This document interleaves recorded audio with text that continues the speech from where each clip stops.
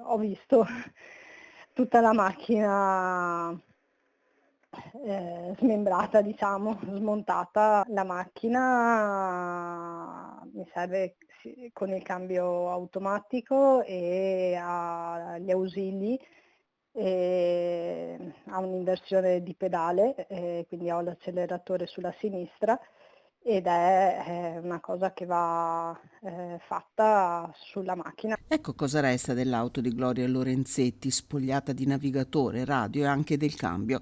Amara la sorpresa per l'atleta paralimpica nazionale di tiro con l'arco e scherma, che utilizza l'auto nella vita quotidiana, ma anche per i suoi allenamenti. L'aveva lasciata in strada, come sempre l'atleta. L'auto è ribassata e non entra in garage. Mai avrebbe pensato di ritrovarsela così.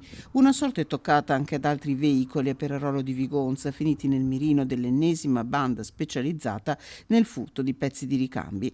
Il primo preventivo per la riparazione piuttosto pesante, da qui l'avvio di una raccolta fondi organizzata dalla famiglia di Gloria e sostenuta anche dal sindaco di Vigonza, Gianmaria Boscaro.